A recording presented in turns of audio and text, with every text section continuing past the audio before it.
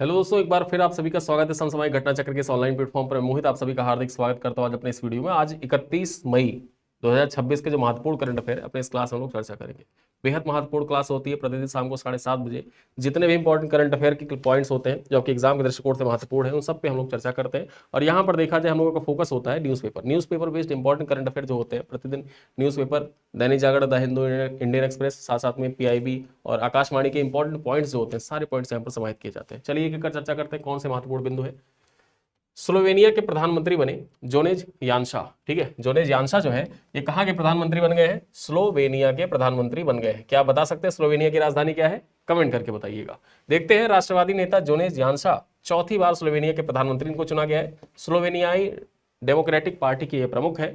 Slovenia में 90 सदस्यीय national assembly में 51 मत उनको प्राप्त हुए थे, जिससे नई सरकार के गठन का मार्ग प्रशस्त हुआ। यहाँ पर देखा जाए जोनेज यानशा रॉबर्ट गोलोबा के स्थान लिया है तथा सहयोगी दलों के साथ मिलकर उन्होंने केंद्रीय दक्षिणपंथी गठबंधन सरकार बनाई है। यानी कि देखा जाए तो एक प्रकार से जो फार राइट विंग गवर्नमेंट है वो आई है स्लोवेनिया में। देखा जाए तो यह गठबंधन वर्ष 2026 के संसदीय चुनाव के बाद उत्पन्न राजनीतिक गतिरोधों को समाप्त करने के लिए महत्वपूर्ण माना जा रहा है। जोनेज यानशा जो है ये पहले भी 3 बार स्लोवेनिया के प्रधानमंत्री रह चुके हैं और यूरोपीय में राष्ट्रवादी राजनीति के प्रमुख नेताओं में इनका नाम गिना जाता है। ठीक है, यूरोप में देखा जाए जो राष्ट्रवादी नेता होते हैं, जो अपने देश को देखा जाए एकदम प्रो लेवल पे प्रेजेंट करते हैं, ठीक है, फार राइट विंग पार्टी होती है, उसके मुख्य चेहरा इनको माना जाता है। चलिए आगे देखते हैं। ताइवान बना दुनिया का 5वां सबसे बड़ा शेयर मार्केट। यहां पर बात करते हैं वर्ष 2026 में ताइवान स्टॉक एक्सचेंज ने भारत को पीछे छोड़ते हुए लगभग 4.95 ट्रिलियन अमेरिकी डॉलर के मार्केट कैपिटलाइजेशन के साथ में विश्व का 5वां सबसे बड़ा शेयर मार्केट बनने का स्थान प्राप्त कर लिया है। बात करें तो भारत का मार्केट कैपिटलाइजेशन लगभग 4.92 ट्रिलियन अमेरिकी डॉलर रहा, जबकि विदेशी पोर्टफोलियो निवेशकों की निकासी और वैश्विक पूंजी प्रवाह में बदलाव का असर भारतीय बाजार पर पड़ा है। यहां पर देखा जाए ताइवान की तेजी का प्रमुख कारण क्या रहा? आर्टिफिशियल इंटेलिजेंस आधारित सेमीकंडक्टर बूम रहा, जिसका नेतृत्व ताइवान सेमीकंडक्टर मैन्युफैक्चरिंग कंपनी के द्वारा किया जा रहा है। वर्ष 2026 में ताइवान सेमीकंडक्टर मैन्युफैक्चरिंग कंपनी के शेयर में लगभग 40 से 45% की वृद्धि हुई है तथा इसका योगदान ताई एक्स इंडेक्स में लगभग 42% रहा। यहां पर देखा जाए वैश्विक शेयर बाजार रैंकिंग में क्रमशः अमेरिका, चीन, जापान, हांगकांग, ताइवान, भारत और दक्षिण कोरिया शामिल है। यानी कि वर्तमान में देखा जाए जो शेयर मार्केट है उसमें टॉप पर कौन बैठा है? अमेरिका, दूसरे पर चीन, तीसरे पर जापान, चौथे पर हांगकांग और 5वें पर आ गया है ताइवान। पहले कौन था? भारत था। तो भारत को सरपास कर दिया ताइवान ने। भारत अब 6वें नंबर पर है। देखा जाए उड़ीसा में उन्नत सेमीकंडक्टर ग्लास सबस्ट्रेट परियोजना की शुरुआत की गई है। बात करें, उड़ीसा सरकार ने 28-29 मई 2026 को इंटेल और 3D ग्लास सॉल्यूशन के साथ समझौता कर भारत में उन्नत ग्लास सबस्ट्रेट निर्माण की तकनीक लाने की पहल की है। यह परियोजना भुवनेश्वर के इन्फो वैली क्षेत्र में स्थापित होगी, जिससे भारत के सेमीकंडक्टर विनिर्माण पारिस्थितिकी तंत्र को और भी ज्यादा मजबूती मिलेगी। सेमीकंडक्टर पैकेजिंग तकनीकी इंटीग्रेटेड सर्किट को सुरक्षित बनाकर उन्हें इलेक्ट्रॉनिक प्रणालियों से जोड़ने की योग्य बनाती है। ग्लास सबस्ट्रेट उच्च घनत्व इंटरकनेक्शन और 3D हेरोटोजीनियस इंटीग्रेशन को संभव बनाते हैं, जिससे छोटे आकार में अधिक शक्तिशाली और ऊर्जा कुशल चिप्स विकसित किए जा सकते हैं। और बात करें, परियोजना को अगस्त 2025 में इंडिया सेमीकंडक्टर मिशन के अंतर्गत मंजूरी प्रदान की गई थी और इसका कार्यान्वयन 3D ग्लास सॉल्यूशन भारतीय के द्वारा किया जा रहा है। चलिए आगे देखते हैं, अगला पॉइंट क्या है, आगे देखते हैं। अगली खबर क्या है? पूजा ने तोड़ा 14 वर्ष पुराना राष्ट्रीय हाई जंप रिकॉर्ड। यहां पर देखा जाए भारत की 19 वर्षीय हाई जंप खिलाड़ी हैं पूजा ने हांगकांग में आयोजित एशियाई अंडर 20 एथलेटिक चैंपियनशिप 2026 में 1.93 मीटर की छलांग लगाकर स्वर्ण पदक हासिल किया है। इस प्रदर्शन के साथ पूजा ने 14 वर्ष पुराना राष्ट्रीय रिकॉर्ड तोड़ दिया है, जो पूर्व भारतीय हाई जंपर सहाना कुमारी के नाम दर्ज था। ठीक है, सहाना कुमारी के नाम देखा जाए हाई जंप में रिकॉर्ड दर्ज था, उस रिकॉर्ड को तोड़ते हुए पूजा ने 1.93 मीटर का हाई जंप लगाया है और ये एशियाई अंडर 20 एथलेटिक चैंपियनशिप 2026 में रिकॉर्ड अपने नाम किया है। अब यहां पर याद ये रखना है कि एशियाई अंडर 20 एथलेटिक चैंपियनशिप 2026 का आयोजन कहां पर किया गया था? हांगकांग में किया गया था। चलिए आगे देखते हैं। पूजा लगातार 6 राष्ट्रीय प्रतियोगिताओं में अपराजित रही हैं और वे जूनियर तथा सीनियर दोनों एशियाई खिताबों को अपने नाम कर चुकी है। पूजा वर्तमान में कोच बिरान सरगेई के मार्गदर्शन में प्रशिक्षण ले रही हैं, जिन्होंने उनकी तकनीकी आत्मविश्वास तथा टेक ऑफ मूवमेंट में विशेष कार्य किया है। यहां पर बात करें तो पूर्व विश्व चैंपियन ब्लांका ब्लसिक ने पूजा की प्रगति की सराहना करते हुए उन्होंने कहा कि सही तकनीकी के साथ वे भविष्य में 2 मीटर से अधिक की क्षमता रखती हैं। आगे चर्चा करते हैं। NFHS6 का डाटा आ गया है। ये आपकी परीक्षा के दृष्टिकोण से बेहद महत्वपूर्ण हो जाता है। भारत में 90% से अधिक बच्चों का जन्म अस्पतालों में होता है। ये कौन सी रिपोर्ट कहती है? NFHS6 कहती है। यानी कि भारत में जो स्वास्थ्य पारिस्थितिकी तंत्र है उसकी मजबूती को प्रदर्शित करता है। ये यहां पर देखा जाए, राष्ट्रीय परिवार स्वास्थ्य सर्वेक्षण 6 का अनुसार 2023-24 में भारत में 19.6% प्रसव संस्थागत रहे, जो पिछले सर्वेक्षण में 88.6% था। ठीक है, यानी कि जो संस्थागत प्रसव का ढांचा है उसकी मजबूती को प्रदर्शित करता है यहां पर यह रिपोर्ट।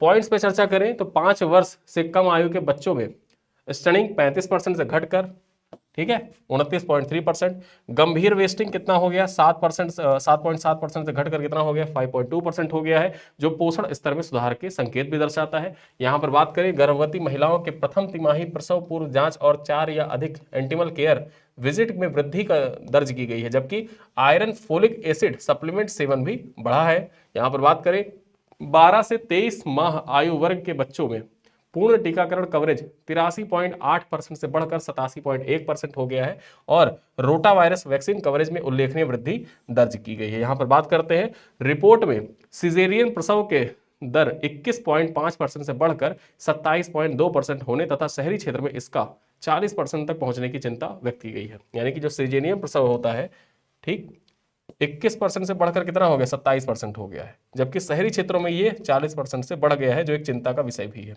तो ये बात भी चिंता भी व्यक्त की गई है, जो सिजेरियन प्रसव होता है उसकी मतलब उसकी दर जो है लगातार बढ़ रही है।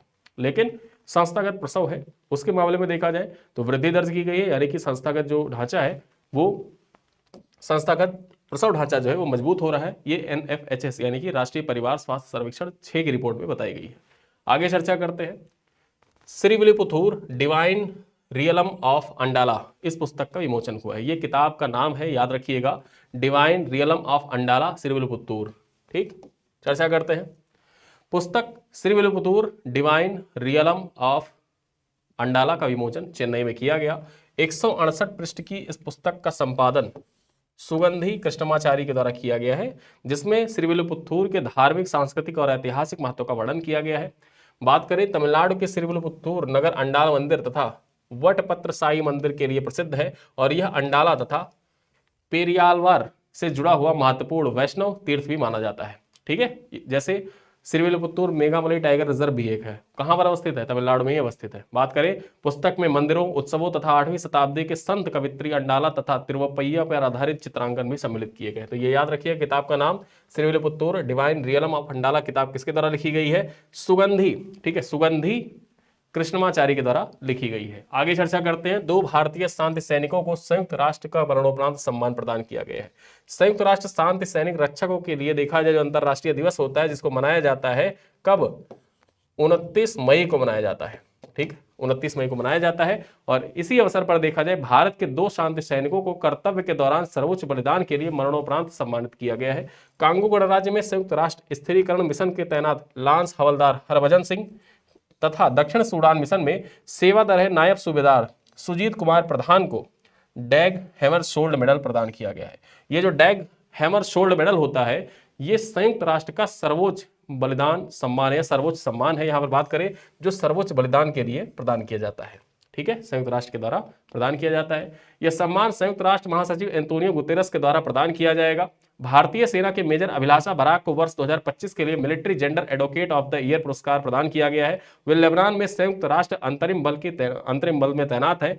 संयुक्त राष्ट्र शांति अभियान में अब तक लगभग 180 भारतीय सैनिक को सर्वोच्च बलिदान हो चुका है। यानी कि देखा जाए जो सर्वोच्च बलिदान है भारत की ओर से वो भी बहुत ज्यादा हो रहे हैं, बहुत बढ़ रहे हैं। ठीक है, और विभिन्न देशों के यहाँ पर जो शांति सैनिक तैनात होते हैं, खास बात आपको ये याद रखनी है कि जो संयुक्त राष्ट्र का शांति सैनिक होते हैं, इनका प्रतीक क्या होता है? नीला हेलमेट इनका प्रतीक होता है। चलिए आगे देखते हैं।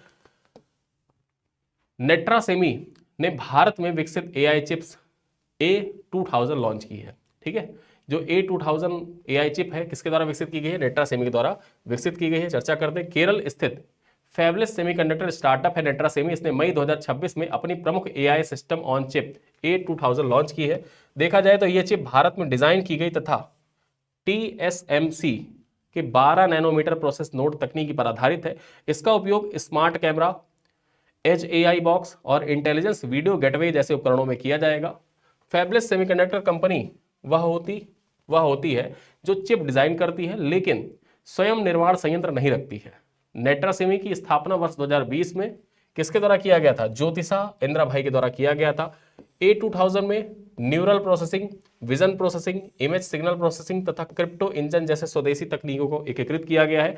नेट्रा सेमी को वर्ष 2023 में डिजाइन लिंक इंसेंटिव योजना के तहत देखा जाए 15 करोड़ रुपए की सहायता भी मिली थी।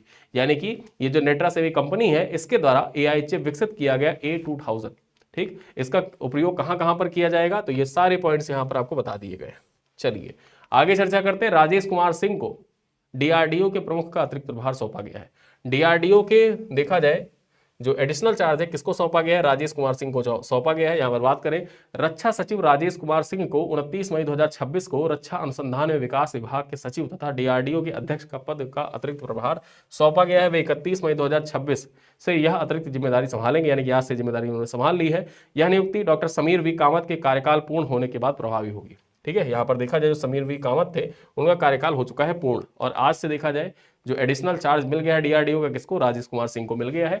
बात करें रक्षा अनुसंधान एवं विकास संगठन भारत सरकार के रक्षा मंत्रालय के अधीन प्रमुख रक्षा अनुसंधान संस्थान है जो सैन्य प्रौद्योगिकी, हथियार प्रणाली और रणनीतिक अनुसंधान पर कार्य करती है। यहाँ पर देखा जाए यह आदेश मंत्रिमंडल की नियुक्ति समिति के द्वारा जारी किया गया है जो केंद्र सरकार के वरिष्ठ स्तर की नियुक्तियों को मंजूरी प्रदान करता है।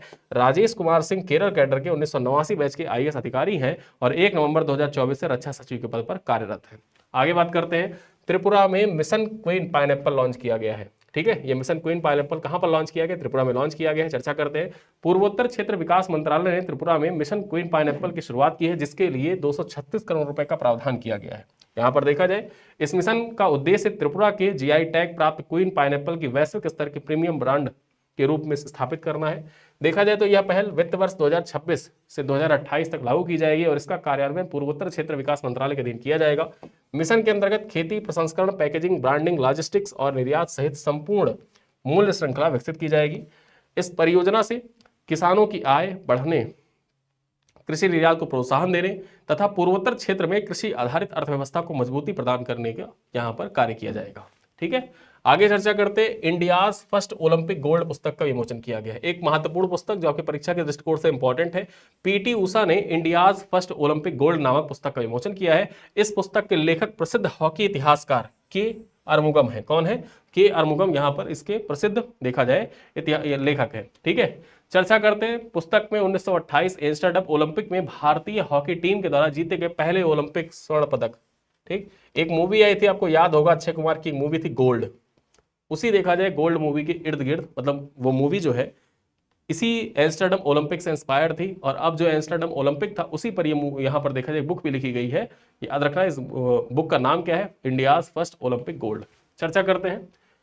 इसमें टीम को टूर्नामेंट से पहले झेलने पड़ी आर्थिक कठिनाइयों, चयन विवादों और आंतरिक मतभेदों का भी उल्लेख किया गया। पुस्तक बताती है कि कैसे हॉकी उपनिवेशकालीन भारत में राष्ट्रीय पहचान का प्रतीक बनी और ध्यानचंद्र भारत के पहले राष्ट्रीय खेल नायक के रूप में उभरे थे। तो ये सारे पॉइंट्स आपको याद रखना है। ये सारे पॉइंट्स यहाँ पर देखा जाए इंडियाज फर्स्ट ओलंपिक गोल्ड पुस्तक में चर्चा की गई है और इसका विमोचन किसके द्वारा किया गया? PT उषा के द्वारा किया गया है। ठीक, अब चलते हैं, कुछ प्रश्न है जिनका उत्तर आप कमेंट बॉक्स में लिखेंगे। इंडियाज फर्स्ट ओलंपिक गोल्ड पुस्तक का विमोचन किसने किया?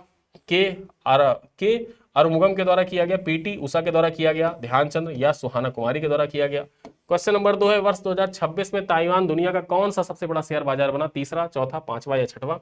क्वेश्चन नंबर 3 है यहाँ पर, उड़ीसा में उन्नत सेमीकंडक्टर ग्लास सबस्ट्रेट परियोजना कहाँ स्थापित की जाएगी? कटक, राउरकेला, पुरी या भुवनेश्वर की इन्फो वैली? क्वेश्चन नंबर 4 है, पूजा ने एशिया अंडर 20 एथलेटिक्स चैंपियनशिप 2026 में कितनी ऊंचाई छलांग लगाकर राष्ट्रीय रिकॉर्ड दर्ज किया? 1.85 मीटर, 1.90 मीटर, 1.93 मीटर या 2 मीटर? और अंतिम सवाल है, मिशन क्वीन पाइनएप्पल किस राज्य में लॉन्च किया गया है? ये मिशन क्वीन पाइनएप्पल जो है, जो पाइनएप्पल का निर्यात के लिए बढ़ावा देने के लिए, किसानों की आय बढ़ाने के लिए किस राज्य सरकार के द्वारा मिशन क्वीन पाइनएप्पल लॉन्च किया गया है? असम, त्रिपुरा या मणिपुर? ठीक है, तो ये 5 सवाल है। इन 5 सवालों का उत्तर आप कमेंट बॉक्स में दीजिएगा।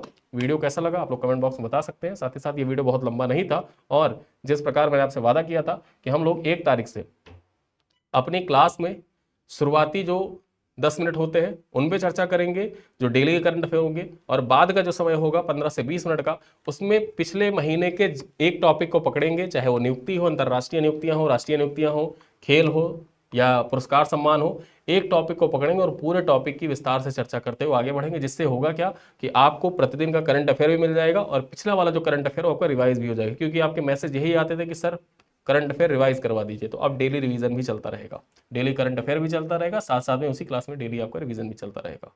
ठीक है, तो इन्हीं सब बातों के साथ इस क्लास को करते हैं समाप्त। मिलते हैं अगली क्लास में, तब तक के लिए धन्यवाद।